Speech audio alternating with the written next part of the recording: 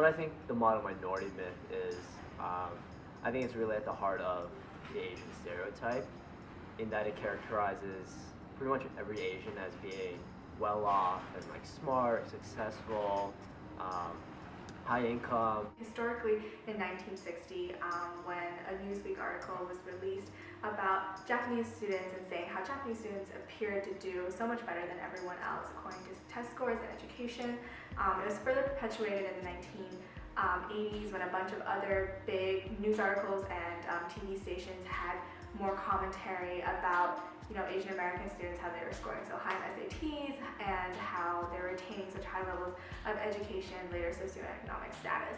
The model minority myth or thesis emerged in the 60s, especially as a movement to discredit the civil rights movement.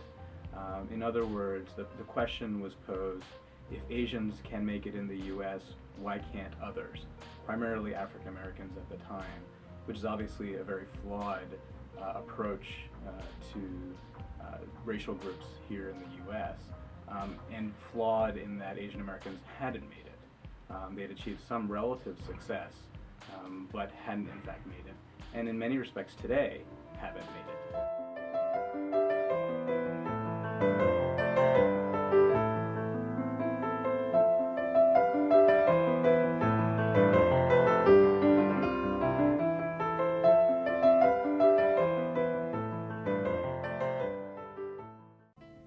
Do we understand how varied the experiences are among Asian Americans? Every group has multiple stereotypes, and every group, I would argue, has contradictory stereotypes, or things that seem contradictory. And yet the model minority and the yellow peril stereotype have some very important similarities. Even though the model minority stereotype seems to be positive, hey, they're making it, hey, they're great people to work with, hey, they don't cause trouble, they're really quiet. It is still a stereotype. It is still a way of seeing a group through a very partial lens. It's really seeing the stereotype rather than seeing the group and treating them accordingly. And within education, of course, there are negative consequences, right? If you think someone's making it, you're less likely to give support. You're less likely to acknowledge that there's a diversity within that population and so on.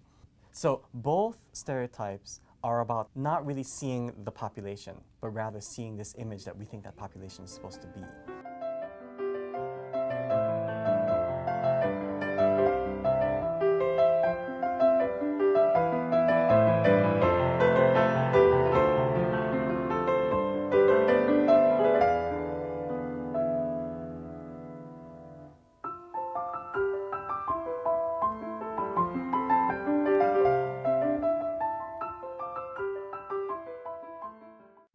When people see my face, they see an Indian, and they see, oh, she'd be a great doctor.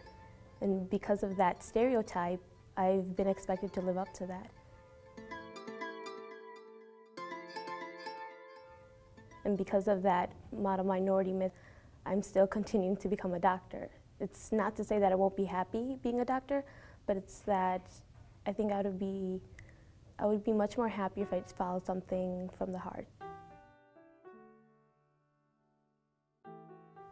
Many of my teachers haven't been Asian American, so it's hard for them to relate on the same basis that, I face these difficulties at home trying to cope with my parents wanting me to become a doctor, whereas I want to follow art and English. They realize that, but they haven't gone through it. The model minority myth applies to a lot more than just what I saw. I didn't necessarily get hurt by the myth, but then it kind of hurt me in a way that it really distorted my image of myself. I might have been funneled into the profession because my dad is a dentist. But I sometimes wonder, is this really what I want to do? I mean, am I really happy? Because, I would have loved to do art. I would have loved to be in art school, and I would have loved to, done theater more, and I wish I had the chance.